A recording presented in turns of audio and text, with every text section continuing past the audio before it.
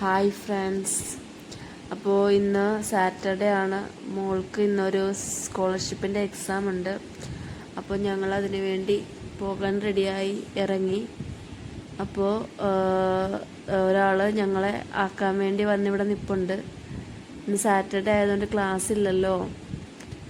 അപ്പോൾ ഞങ്ങൾ പോകുവാണ്. നല്ല വെയിലുണ്ട്. ഉണ്ടോ?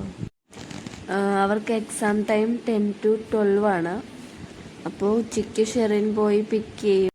അങ്ങനെ സ്കൂളിലെത്തി.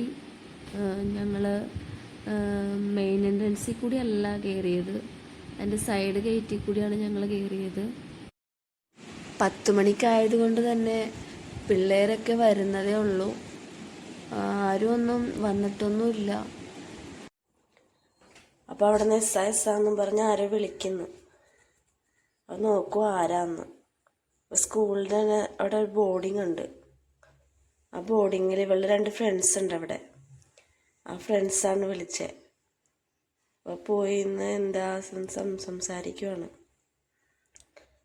പപ്പ ചോദിക്കുവാണ് എന്താ.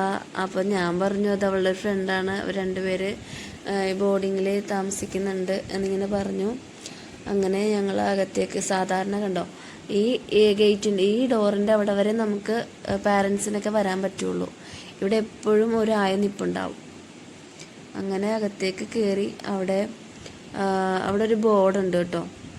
ആ ബോർഡിൽ ആ സിസ്റ്റർ, നമ്മുടെ മോളുടെ കഴിഞ്ഞ കൊല്ലത്തെ ക്ലാസ് ടീച്ചറായിരുന്നു സജീന സിസ്റ്റർ. അപ്പോൾ ഈ ബോർഡിൽ രജിസ്റ്റർ നമ്പറും ഡിവിഷനും ഉണ്ട്.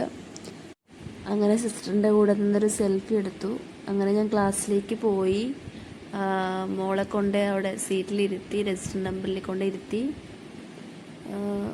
ആൾ ഹാപ്പിയായി. അങ്ങനെ ഞാൻ താഴത്തേക്ക് പോന്നു.